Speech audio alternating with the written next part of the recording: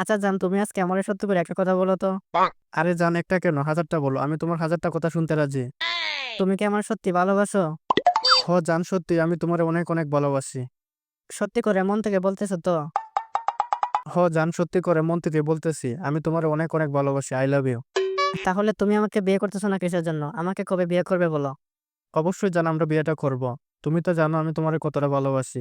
আমি আগে নিজের পায়ে দাঁড়িয়ে নেই, তারপরে আমরা বিয়েটা করে নেব। তুমি তো যা শুরু করছো, তুমি নিজের পায়ে দাঁড়াতে দাঁড়াতে তোমার উল্টা দাঁড়ানো বন্ধ হয়ে যাবে। আরে জান, তুমি বুঝতেছো না কিসের জন্য? আমার আর কয়েকটা দিন সময় দাও, তারপরে আমরা বিয়েটা করে নেব। তোমার আর কতদিন সময় দেবো বলো তো? তোমার সময় দিতে দিতে আমার নিজেরও সময় চলে আসছে, তারপরেও তোমার আর নিজের পায়ে দাঁড়ানো হলো না। জান, বেশি না, আর কয়েকটা দিন অপেক্ষা করো। আমি ইঞ্জিনিয়ারিংটা শেষ করে নেই। ইঞ্জিনিয়ারিংটা শেষ করে একটা চাকরি পেয়ে গেলে আমরা বিয়েটা করে নেব। তুমি আর তোমার ইঞ্জিনিয়ারিং শেষ করতে করতে আমার ইঞ্জিনিয়ার অন্যকে মোবাইল ঢেলে দিয়ে চলে যাবে। জান, তুমি আমার সাথে এমন করতেছো কিসের জন্য? তুমি তো জানো আমি তোমার কতটা ভালোবাসি। আমি নিজের দাঁড় করানোর আরেকটু সময় দাও।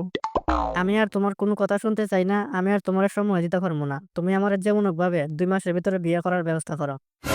তা না হলে জুনিয়র সাকিবের মতো আর কোনো কিছু দাঁড়ানোর সুযোগ থাকবে না বলে দিলাম।